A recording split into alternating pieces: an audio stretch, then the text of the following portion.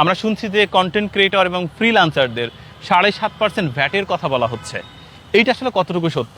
তো সোশ্যাল মিডিয়াতে অলরেডি জুয়েল রানার প্রধানমন্ত্রী তারেক রহমানের সাথে সাক্ষাৎকারের যে বিষয়টা সেটা এখন ভাইরাল, এবং ইন্টারেস্টিং বিষয় হচ্ছে তিনি ওখানে গিয়ে যে জিনিসটা চেয়েছেন সেটা নিয়ে সবাই বেশ প্রশংসা করছে। তো যাই হোক, চিত্ত মিডিয়ার জুয়েল রানাকে চেনে না এমন মানুষ খুব কমই পাওয়া যাবে। তিনি তার সহজ সরল ভাষায় কোটি মানুষের হৃদয় জয় করেছেন। প্রান্তিক পর্যায়ে কৃষকদের নানা রকম বিষয় আসলে তিনি তুলে ধরেন এবং তার যে উপস্থাপনা সেটা আসলেই সব স্তরের মানুষই পছন্দ করে। তার সাফল্যের ধারাবাহিকতায় তিনি প্রধানমন্ত্রীর কার্যালয়ে প্রধানমন্ত্রী তারেক রহমানের সাথে সম্প্রতি সাক্ষাৎকারে গিয়েছিলেন। এন্ড জানা যায় প্রধানমন্ত্রী নাকি নিজেই ওনাকে ইনভাইট করেছিলেন, এবং সেখানে প্রধানমন্ত্রী তারেক রহমান তার কন্টেন্ট নিয়ে বেশ অ্যাপ্রিসিয়েশন জানিয়েছেন।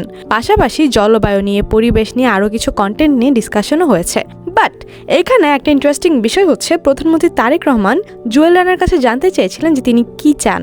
সেখানে তিনি একটা ইন্টারেস্টিং প্রশ্ন করেন, যে প্রশ্নটা আসলেই ফ্রিল্যান্সার এবং কন্টেন্ট ক্রিয়েটরদের একটা মাথা ব্যথার কারণ হয়ে দাঁড়িয়েছিল কয়েকদিন ধরে। তো সেখানে তিনি প্রশ্ন করেছিলেন যে ফ্রিল্যান্সার ও কন্টেন্ট ক্রিয়েটরদের উপর 7.5% কর আরোপের গুঞ্জনটা আসলে কতটুকু সত্য, এবং প্রশ্নের জবাবে প্রধানমন্ত্রী ওনাকে আশ্বস্ত করেন যে এরকম কিছুই হতে দেওয়া যাবে না, এবং তিনি তার সামনে বসে এর সমাধান দিয়েছেন। সমাধানটা হলো আসলে এরকম কোনো কিছুই হচ্ছে না, ভ্যাট বা ট্যাক্স নেওয়ার সরকারের কোনো পরিকল্পনা নেই। তো যাই হোক, তার মধ্য দিয়ে একটা সত্য তথ্য তো আমাদের সামনে আসলো, এবং এই জিনিসটা নিয়ে অনেক কন্টেন্ট ক্রিয়েটর এবং ফ্রিল্যান্সারদের একটা স্বস্তি তিনি এনে দিয়েছেন।